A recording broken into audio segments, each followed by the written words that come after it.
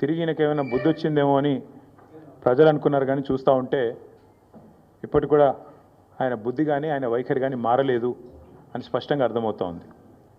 ఇక్కడ తెలంగాణలో రేవంత్ రెడ్డి గారు గద్దెనెక్కినప్పటి నుంచి యంగ్ ఇండియా అని చెప్పి కలవరిస్తూ ఉన్నారు. అసలు ఈ యంగ్ ఇండియా వెనకాల ఉన్న కథ ఏందో నిన్న ఈడీ కేసు, ఈడీ ఛార్జ్షీటు చాలా వివరంగా చెప్పింది.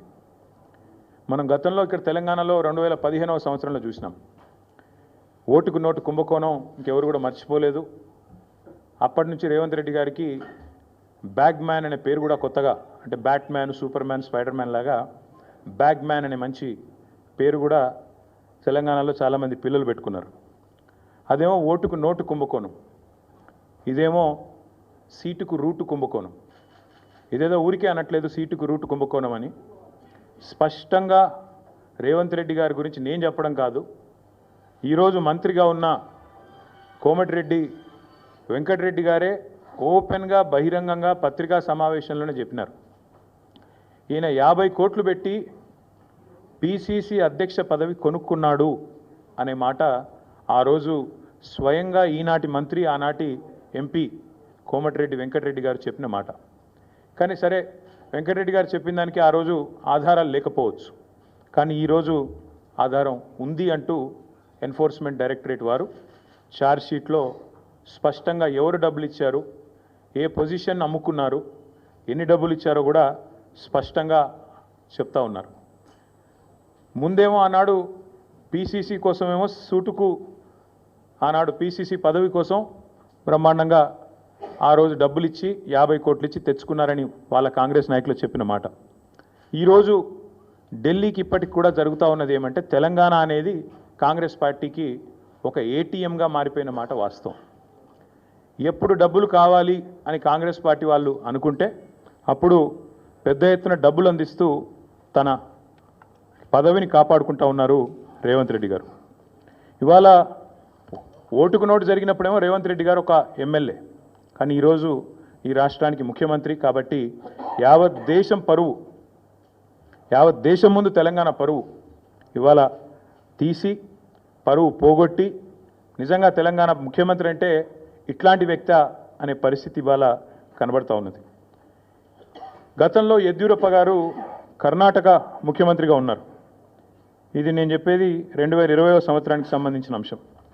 ఇది కాంగ్రెస్ పార్టీ యొక్క స్టేట్మెంట్. ఆ రోజు కాంగ్రెస్ పార్టీ ఆనాడు యడ్యూరప్ప గారు ముఖ్యమంత్రిగా కర్ణాటకలో ఉన్నప్పుడు మరి హౌసింగ్ స్కామ్లో ఈయన పాత్ర ఉంది అని వార్తలు వస్తే ఆ రోజు అక్కడి కాంగ్రెస్ నాయకులు చేసిన డిమాండ్ ఏంది అంటే, మరి వెంటనే యడ్యూరప్ప గారు నిష్పక్షపాతంగా విచారణ జరగాలి అంటే రాజీనామా చేయాల్సిందే, ఇట్లాంటి వ్యక్తి ముఖ్యమంత్రిగా ఉంటే విచారణ ఎట్లా జరుగుతుంది అని చెప్పి ఆ రోజు అక్కడి కాంగ్రెస్ పార్టీ అధ్యక్షులు, ప్రదేశ్ కాంగ్రెస్ కమిటీ అధ్యక్షులు కర్ణాటకలో చేసిన డిమాండ్ చాలా వాళ్ళు చెప్పిన మాట. The Karnataka Congress on Thursday demanded that Karnataka Chief Minister B.S. Yediyurappa either resign or be sacked to ensure a fair investigation against him in 2019 corruption case. ఇది కర్ణాటక కాంగ్రెస్ మాట, నా మాట కాదు. ఒక విచారణ ఎదుర్కోవాల్సి వస్తే ముఖ్యమంత్రి గారు ఈదర్ ఈ షుడ్ రిజైన్ వాలంటరీలీ, స్వచ్ఛందంగా తప్పుకోవాలి, లేదా ఆయనను అర్జెంటుగా తొలగిస్తేనే నిష్పక్షపాతమైన ఎంక్వైరీ జరుగుతుంది అనే మాట వారు చెప్పిన మాట. ఇవాళ మేమంటుంది కూడా అదే. 4 కోట్ల ప్రజల ముందు ఇవాళ ఆ ప్రజలకు నాయకత్వం వహించే నాయకుడిగా అక్కడ కూర్చున్న వ్యక్తికి తప్పకుండా నిజాయితీ ఉంటే, నైతికత ఉంటే వెంటనే అయితే రేవంత్ రెడ్డి గారు స్వచ్ఛందంగా తప్పుకోవాలి, లేదా కాంగ్రెస్ పార్టీ పెద్దలు స్పందించి తప్పకుండా వెంటనే వారిని రాజీనామా చేయించి నిష్పక్షపాతంగా విచారణ జరగడానికి సహకరించాలని మేము కూడా డిమాండ్ చేస్తూ ఉన్నాం. రేవంత్ రెడ్డి గారు మాటల ముఖ్యమంత్రి కాదు, మూటల ముఖ్యమంత్రి అని మళ్ళొకసారి తేలిపోయింది దీంతో. ఎందుకంటే మూటలు మోసే పిసిసి అధ్యక్ష పదవి తెచ్చుకున్నారని వెంకటరెడ్డి గారు చెప్పారు. ఇప్పుడు మూటలు మోసే పదవి కాపాడుకుంటున్నారు అని దేశమంతా తెలుసు. అట్లాగే మూటలతోనే ఆనాడు పిసిసి ఆఫీస్ బేరర్స్ దగ్గర కూడా డబ్బులు తీసుకొని మరి కాంగ్రెస్ పార్టీ ఒక పత్రికకు డబ్బులు అందించారని చెప్పి ఎన్ఫోర్స్మెంట్ డైరెక్టరేట్ కూడా చెప్తా ఉంది. ఇప్పుడు మాకు కూడా అర్థమవుతుంది, ముఖ్యమంత్రి గారు ఇవాళ విజయవంతంగా 44వసారి ఢిల్లీ పోయారంట. 16-17 నెలల్లో 44వసారి ఢిల్లీకి పోయి ఒక అరుదైన రికార్డు ముఖ్యమంత్రి గారు అయితే సృష్టించారో ఇప్పుడు మాకు అర్థమైంది ఎందుకు పోతున్నాడో ఢిల్లీ. చీకట్లో బీజేపీ పెద్దల కాళ్ళు పట్టుకోవడానికి, అయ్యా నా మీద కేసు లేకుండా చేయండి, నన్ను జైల్లో వేయకండి, ఎన్ఫోర్స్మెంట్ డైరెక్టరేట్ వాళ్ళతో ఒక మాట చెప్పండి అని చీకట్లో నిన్న రాత్రి పోయి అమిత్ షా గారి కాళ్ళు పట్టుకోవడం, బయటికి వచ్చి మాత్రం పెద్ద పెద్ద పోజులు కొట్టడం రేవంత్ రెడ్డి గారు మరి ఏం చేస్తున్నారో ప్రజలకు కూడా అర్థమై ఉండాలి. 44 సార్లు ఢిల్లీ ఎందుకు పోతున్నారో స్పష్టంగా అర్థమై ఉండాలి. ఒక్క ఇటుక పేర్చకుండా, ఒక్క కొత్త ప్రాజెక్టు కట్టకుండా, ఒక్క సంక్షేమ పథకం అమలు చేయకుండా, ఒక్క గ్యారంటీ ఇచ్చిన ఒక్క గ్యారంటీ అమలు చేయకుండా తెలంగాణలో 1,80,000 కోట్ల అప్పు. ఆ డబ్బులు ఎక్కడ పోతున్నాయో ఇప్పుడన్నా మరి తెలంగాణ ప్రజలకు అర్థమవుతుందని నేను అనుకుంటా ఉన్నా.